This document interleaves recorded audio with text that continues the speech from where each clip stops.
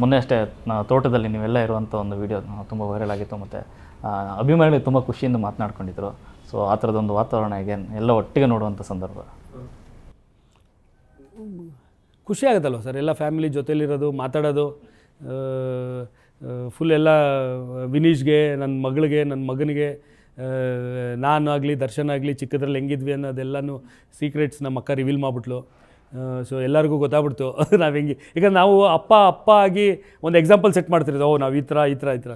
So ಅದೆಲ್ಲನೂ ನಮ್ಮ ಥರನೇ ನಮ್ಮ ಅಪ್ಪಂದಿರು ಅಂತ ಗೊತ್ತಾಗ್ಬಿಡ್ತು ಅವ್ರಿಗೆ. ಸರ್, ಚಿಕ್ಕ ವಯಸ್ಸಿಂದ ಅಣ್ಣ ತಮ್ಮ ಹೇಗೆ ಸರ್ ಅಂತ ನೋಡಿ, ನೀವು ಮೊದಲೇ ಹೇಳ್ತಿದ್ರಿ ನಾನು ರಾಜ್ಕುಮಾರ್ ತೂಗುದೀಪ ಶ್ರೀನಿವಾಸ್ ಅವರು ಈ ಥರ ಗಲಾಟೆ ಮಾಡ್ಕೊಂಡು ಏನೋ ಫೈಟ್ ಮಾಡ್ತಾ ಇರ್ತಿದ್ವಿ ಅಂತ. ಚಿಕ್ಕದ್ರಲ್ಲಿ ಆ ಥರ ಆಟ ಆಡ್ತಾ ಇದ್ವಿ ಸರ್. ಮಂಚದ ಮೇಲೆ ಫುಲ್ಲು ಎಲ್ಲ ಕಾರ್ನರ್ಸ್ಗೆಲ್ಲ ದಿಮ್ಗಳೆಲ್ಲ ಹಾಕ್ಬಿಟ್ಟು ಮಂಚದ ಮೇಲೆ ನಂದು ದರ್ಶನ್ದು ಫೈಟು. ಅವನು ರಾಜ್ಕುಮಾರು, ನಾನು ತೂಗುದೀಪ ಶ್ರೀನಿವಾಸು.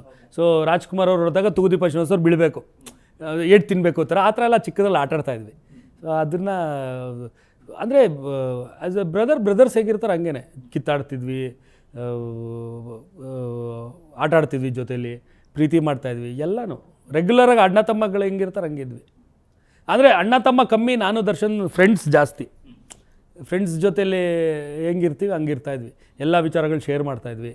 ಸರ್, ಒಂದಷ್ಟು ಬೆಳವಣಿಗೆ ನಂತರ ಸರ್, ಅಂದರೆ ಅಭಿಮಾನಿಗಳು ಯಾವತ್ತೂ ಬದಲಾಗಲ್ಲ ಸರ್. ಆ ನಟನ ಮೇಲೆ ಅಥವಾ ನಿರ್ದೇಶಕನ ಮೇಲೆ ಭಕ್ತಿ, ಗೌರವ ಎಲ್ಲ ಇದ್ದೇ ಇರುತ್ತೆ.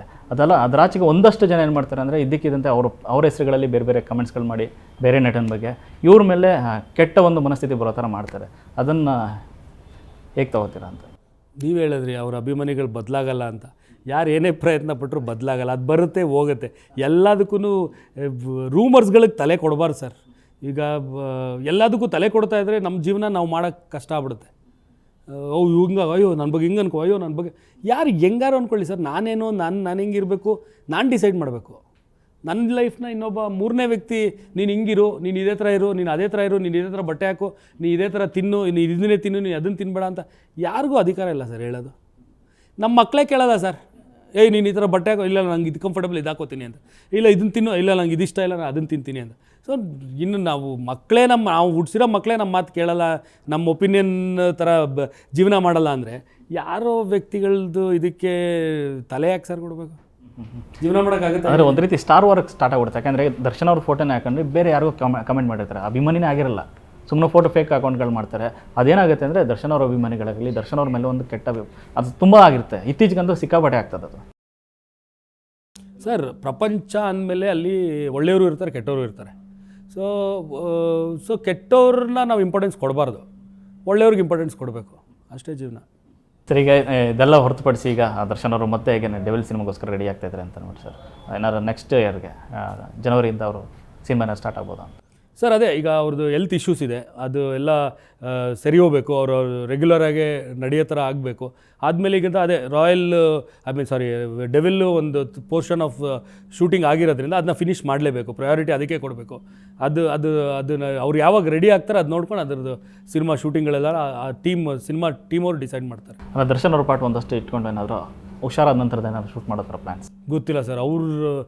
Prakash is a right person ಈ ಕ್ವಶನ್ಗೆ ಆನ್ಸರ್ ಮಾಡೋದು. ನನಗೆ ಅದ್ರ ಬಗ್ಗೆ ಜಾಸ್ತಿ ನಾಲೆಜ್ ಇಲ್ಲ.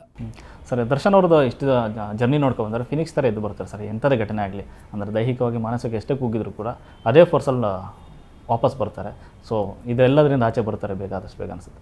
100% ಸರ್, ಎಲ್ಲರೂ ಬರ್ಬೇಕು. ದರ್ಶನ್ ಮಾತ್ರ ಅಲ್ಲ, ಈಗ ನಿಮಗೆ ಏನೋ ಒಂದು ಇನ್ಸಿಡೆಂಟ್ ಆಯಿತು ಲೈಫಲ್ಲಿ, ನೀವು ಅದರಿಂದ ಹೊರಗೆ ಬರಲೇಬೇಕು. ಅದನ್ನು ಹಿಡ್ಕೊಂಡು ಜೀವನ ಇಡೀ ನಡೆಯೋಕ್ಕಂತೂ ಆಗಲ್ಲ. ಜೀವನ ಮಾಡಬೇಕಲ್ಲ ಸರ್. ಒಬ್ಬನ ಮನುಷ್ಯನ ಜೀವನಕ್ಕೆ ದೇವರು ಕೊಟ್ಟಿದ್ದಾನೆ ಅಂದರೆ ನಾವು ಅದನ್ನ ಕಂಪ್ಲೀಟಾಗಿ ಬಾಳಬೇಕು.